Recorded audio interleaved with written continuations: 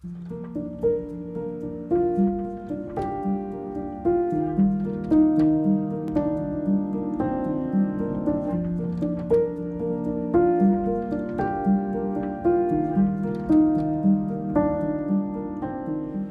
þá erum við komin á svæði hér við sjúkrahúsið á Akureyri.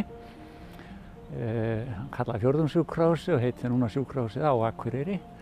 Í dag ætla ég að rölta með ykkur niður Eyrarlandsveginn og meðfram honum út að Hrafnagilsstræti og upp að Þórunnarstræti. Og við ætlum að skoða hér, fara í gegnum Lystigarðinn, við ætlum að skoða hér Menntaskólann og byggingarnar þar.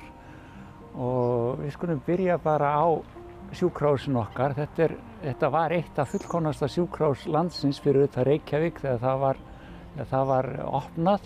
Og það er Guðjón Samúelsson sem stendur fyrir þessari byggingu eins og svo mörgum öðrum hérna á Akureyri. 1953 var sjúkrahúsið vígt og hefur verið síðan. Það er búið að byggja við það sjálfsögðu og stendur til að byggja við meira en þessi bygging stendur alltaf fyrir sínu.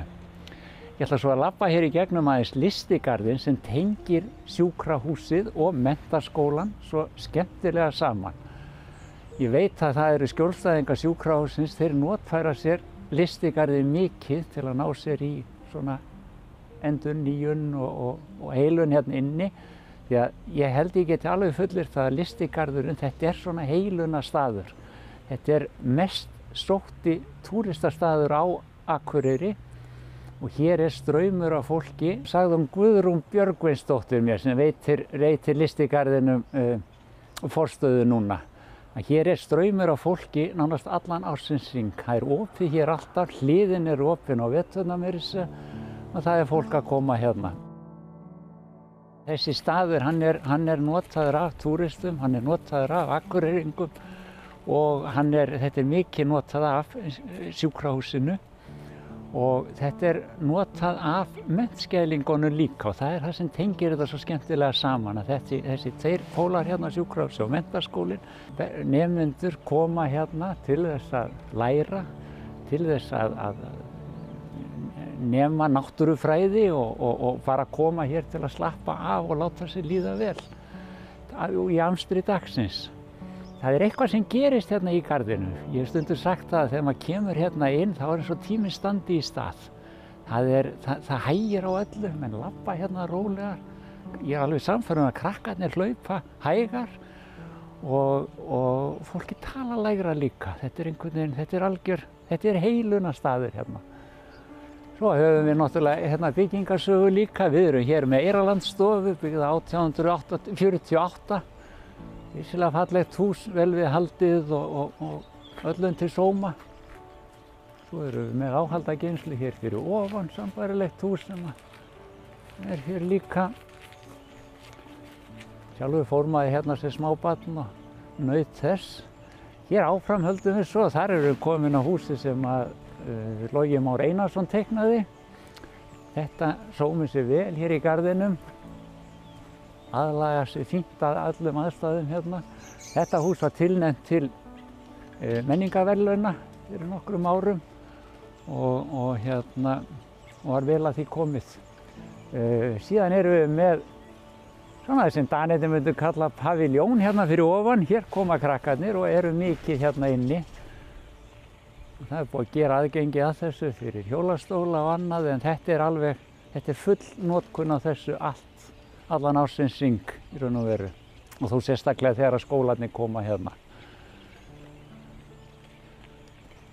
Guðrún sagði mér að þegar starfsfólk sjúkrahússins það tæki oft lykkju á leið sína þegar það kæmi úr bænum, kæmi hér að hliðinni og labbaði í gegnum garðinn hérna og þau höfðu tjáð henni að þetta væri svona, þá væri þau svona pústa út pínunni tjáður í kæmi vinnuna og amstrið allt á sjúkrahúsinu.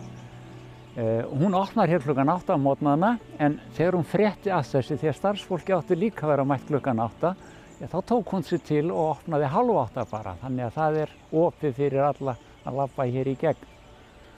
Það hafa verið haldið hér heilmikið af námskeiðum, ég er búinn að fara nokkur hér með starfsfólki garðsins þar sem við erum að fjalla tré og gróður sem hérna og það alveg ótrúlega mikið magn sem ég hafði ekki hugmynd að væri til alls konar afbrigði af hérna trjám sem eru hérna og gaman að kíkja á og skoða.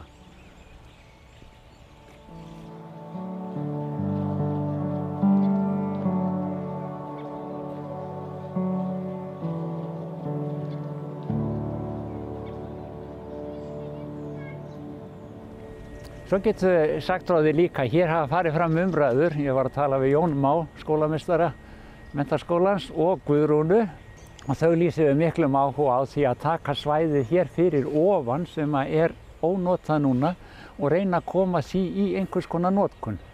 Þetta getur verið skólastofur í náttúrufræði eða nánast hvað sem þarna eða leiksvæði fyrir krakka eða einhvers konar þar sem þið getur nýtt sér garðinn og þetta svæði sem hér í kring ennþá meira.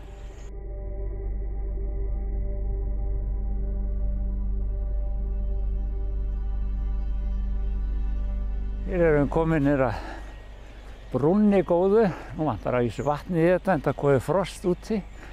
En það eru ófá brúðkaupin sem hafa verið haldin hér og brúðarmyndirnar einmitt á þessari brú hérna. Enda bara eins og allt annað hér yndislegu staður.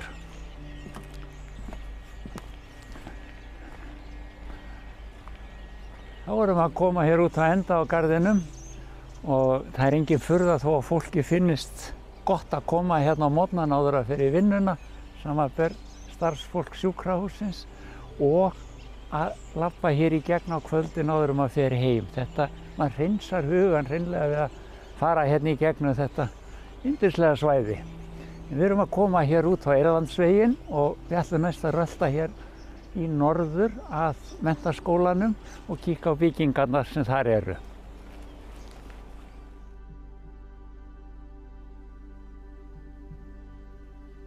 Þá það Eyrarlandsvegurinn og ég fer ekki ofan að því að ég alveg sannfærður það í þessari götu hérna keyrt hægar heldur en í flest öll öðrum götum. Það þarf ekkert að merkja þessa götu 30 km, það bara hraðinn hægari, það stendur allt í stað hérna við þessum fallega stað. Við skulum rölta út af Menntaskólanum og kíkja aðeins.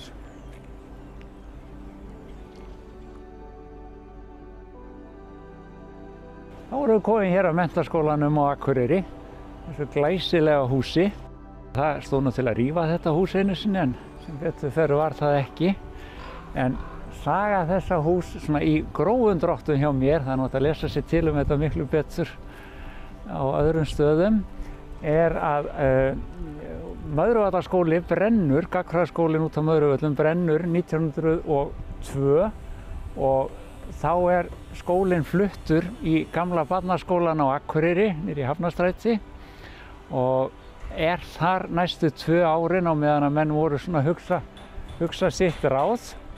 Árið 1903 voru svo sett lög á Alþingi stofnun gagnfræðaskóla á Akureyri. Það dugði ekkert minna til. Þá komu skrið á málin og það var Klemens Jónsson, þá nýráðinn landsritari sem fékk Sigtrygg Jónsson, byggingameistara á Akureyri, til að skila inn teikningum og hugmyndum að skólabyggingu. Það sem sé teikningar, verklýsing og hvernig ætti að framkvæma þetta.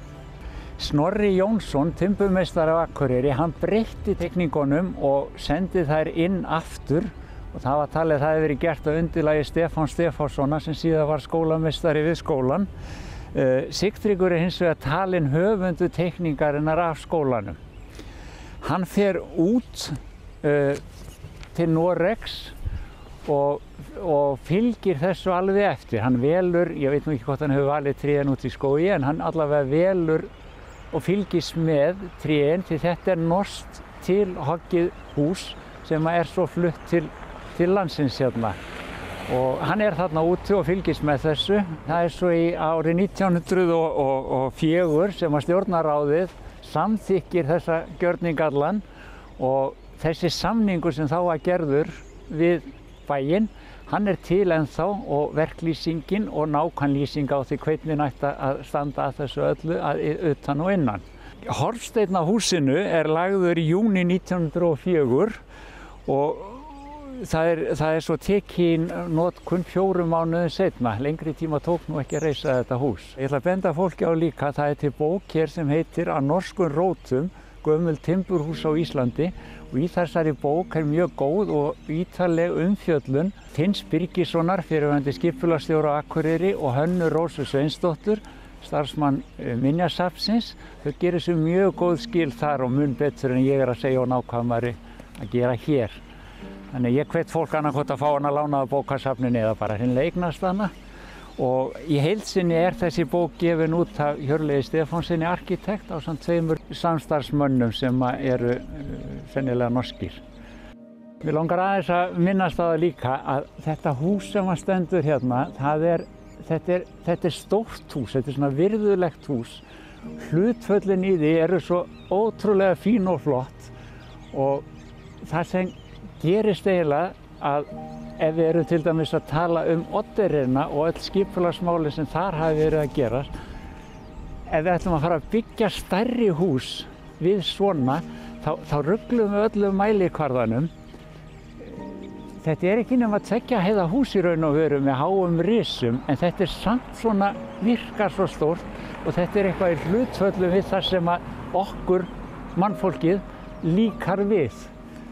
Það hefur verið mikið rætt húsin á Selfossi til dæmis, og fólk verið mjög yfirleitt ánægt með það. Ég held að staðreyndin sé svo að skalinn á þeim húsum, það er það sem fólki finnst fínt. Það eru gluggasetningarnar, gluggastærðirnar og torgið sem þar er í miðjunni. Við getum kannski ekki verið endalaust að byggja eins og í gamla daga, en við getum haldið skalanum í því sem að þeim stærðum sem að hentar okkur og sem okkur líður vel í.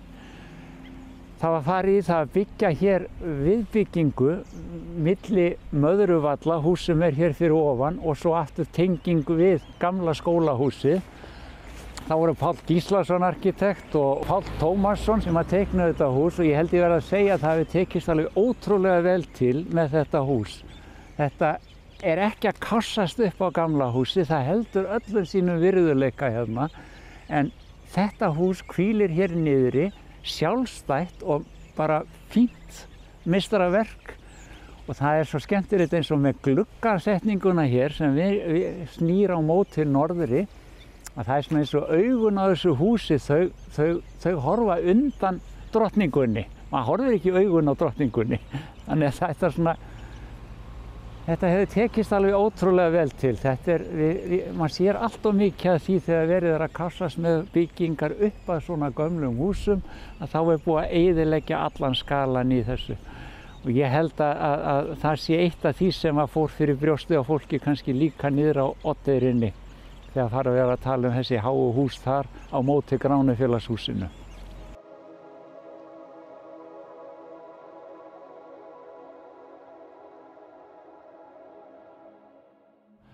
Þá erum við að að loka hringnum hérna. Við erum komin upp að heimavistinni gömlu sem Guðjón Samúelsson teiknaði 1946 og stendur hér fyrir aftan okkur.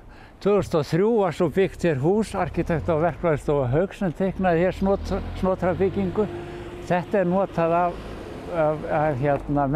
menntaskælingum sem heimavist og verkmenntaskólanum sameiginlega á Akureyri. Það voru á sínum tíma þegar nýja húsið hér var byggt, töluverðar umræður það hjá okkur, allavega á stofunni hjá mér, hvort þetta hús hefði átt að standa við hornið upp við gatnamótin, loka svæðinu og fá svona pínulítið meira torg þar. Það má kannski segja að inngangurinn hér og þetta sé allt svolítið aðþrengt hérna, en þetta eru mínar skoðanir.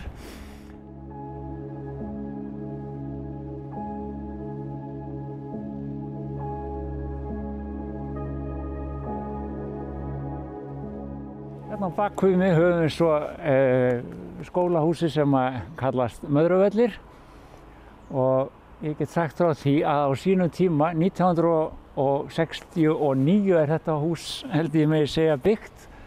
Í kringum 1970, þetta er upphafið af byggingu sem ég fékk að vita að ætti að byggja hér í norður, stóra byggingu, stórt skólahús í austur og í suður aftur á sömu lóð og gamla húsið stendur og gamla húsið átti að rífast.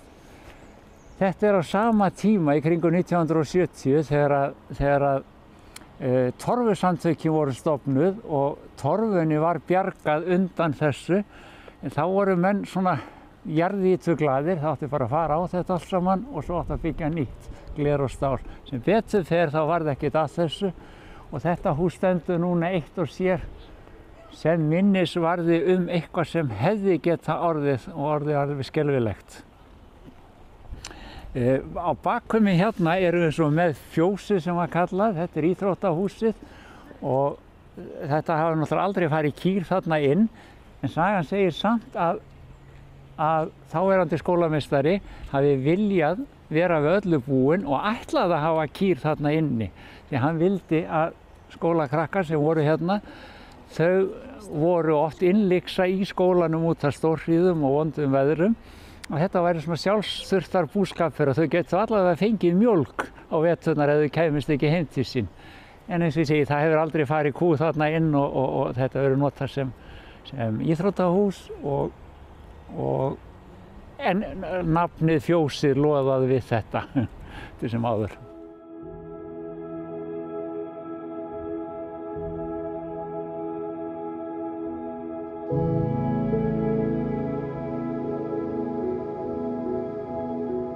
Þá erum við komin hérna í Naustahverfið og mér oft verið tíðrætt mælikvarða á húsum og hvernig við pössum inn í mælikvarðana sem hefur svo áhrif á vellíðan okkar. Og ég held ég geti sagt það að þessi hús sem við erum með hérna, þetta ekki eitthvað sem mér hugnast allavega. Ég held að þetta sé allt of stór skali sem við erum með hérna og þetta ekki vistvæn bygging ef við getum talað svo.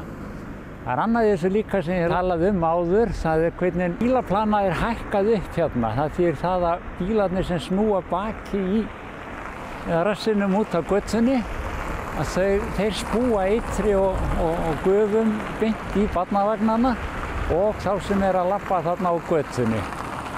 Þetta eitthvað sem að mér hugnast ekki. Síðan þegar við komum hérna aðeins lengra, þá gerist það að við erum með aðgang að Naustaskóla sem hér beint fram undan og við erum með gangbraut hérna og við erum með ekki 90 gráðu beygju en mjög krappa beygju hérna og innkeysluna inn í skólann. Þetta ætti að vera miklu betur aðskilið því að við sjáum það að á veturna til dæmis þá eru bílarnir, þeir eru að fara að virka öfugt. Þetta á að vera til að hægja á bílunum en þeir eru farnir að renna upp á gangstéttirnar. Og ég sé að það búið að taka úr kantsteininu til að nánast auðvelda bílunum að keyra upp á gangstéttina vegna þess að það ekki alltaf sem þeir ná beygjunni hérna. Þetta einn af þessum hlutum sem við þurfum að gáa þegar við erum að gera manngert umhverfi. Það hafa það í skala og ég bara bendi á leikskólann hér á bakvið. Þá erum við að tala allt aðra hluti. Ég ekki nokkur vafa að fólk sem þarna, eða hvort sem það eru lítið eða fullorðnir, að fólki líður betur í þessum skölum heldur en þessum risastóru blokkum sem eru hér. Það í raun og veru engin þörf fyrir þetta heldur. Ef við kíkum svo á skólann sjálfan, hann var opnaður 2009 og það voru VA-arkitektar sem byggðu þennan skóla og ég hef sett svolítið spurningamerki við þetta líka. Ég finnst þetta rosalega stór form allt saman, stórir fletir og svona, þetta ekki vistvænt að koma að þessum skóla. Það eru risastórir gluggafletir, þetta gott að hafa fletina eða sem sé gluggana, geta séð út úr kennslustofunum. En ég held í svona húsi að þá þurfum við að brytja þetta miklu meira niður til þess að þetta verði eitthvað sem að hugnast þeim sem eiga að vera þarna. Við skulum ekki gleyma því að það fólk sem í þessum skóla, það í þessari hæð hér og þeirra heimur allt annar heldur en okkar heimur. Þetta og þó þau segi jafnvel að þeim líði vel þarna og ég efa það ekki, að þá held ég ef að þessir krakkar fengju eða eru spurðir að því hvernig skólinn þeirra ætti að líta út. Ég er ekki viss að niðurstaðan hefði verið skóli eins og þessi þarna. Hitt svona mál, ég ætla að taka það skýrt fram að það er byggt, þetta hús er byggt utan mjög metnaðarfulla skólastefnu og hefur í sjálfu sér ekkert með húsnæðið að gera sem slíkt eða útlit hússins. En þessi stefna var gerð með samvinnu foreldra og annara sem koma að þessu og það ber að þakka því það hefur kannski ekki verið sýndur eins mikill skilningur eins og ætti að gera. Þannig að ég ræddi við skólastjóra og eitthvað starfsfólki hérna inni. Þau tala það að þetta sé gott, þetta sé þessar opnu stofur sem ég set svolítið spurningamerki við, þær virki, en það sé ennþá til staðar heyrnartæki fyrir krakka sem það vilja. Ef við þurfum heyrnartæki fyrir krakka, þá er eitthvað að. Við getum ekki neitað því. Ef við tölum skipulagið hérna í hverfinu sem slíku, þá held ég að þetta sé allt og nálægt götunni hérna. Þetta er Kjarnagata sem liggur hér aðalgata í gegnum hverfið og skólinn er eiginlega alveg klestur út í götunni. Man sér strax að það eru vandræði með bílastæði hérna. Þannig að þessi skóli hefði, held ég, þurft miklu meira rými. Það tjáði með starfsfólki að þau færu með krakkana upp í Naustaborgir hér fyrir ofan og það er náttúrulega bara fínt mál, en þá hlýt ég að spyrja mig líka, af hverju byggðum við ekki skólan upp í Naustaborgum? Þar hefðu þau getað verið með útikennslustofur í náttúrunni og nú er ég farin að tala náttúruna aftur, að draga hana inn að fólkinu, meira heldur en að skerma þetta svona frá. En þau segja mér að það sé útikennsla þarna upp frá, en hún hefði getað verið mun betri ef skólinn hefði verið í tengslum við Naustaborgir hreinlega. Ég held að það ekki skipt neinu máli hvað skipulagið varðar, aðkomu eða neitt slíkt að skólanum. Þetta sé bara hreinlega svona smá hugsunarleysi hjá okkur þegar við erum að hanna þetta. Leiksvæði hér fyrir neðan sem er, að ég best veit, eina leiksvæði hérna í hverfinu, það er skólalóðin. Hún er í notkun alla daga ársins, nú er ég búinn að fara hér alla daga ársins og hún er í notkun nánast alveg hreint af íbúum hér í kring. Þetta segir okkur bara það að við þurfum fleiri svona opin svæði við skólan, við þurfum fleiri smá torg eða eitthvað afdrif sem við getum komið saman á eins og svo oft rætt Og svo ætlum ég bara að taka fram að það sem ég er að segja hér núna, það er eingöngu mín skoðun, þetta er engin heilagur sannleikur og ég er að þessu eingöngu til þess að opna umræðuna þannig við getum talað aðeins þessa hluti án þess að fara í skotgrafir eða vera með eða móti. Þetta er bara að koma aðeins smá umræða á staðu þetta. Ég veit það eru margir kollega mínir sem eru algjörlega ósammála mér það sem ég er að tala en það verður bara að hafa það. Við ættum að ræða þetta og eigum að gera það skipulagsmál. Þetta er okkar völlur sem við erum á hérna, okkar svona íveru svæði sem við getum gert miklu meira út úr heldur en við erum að gera í dag.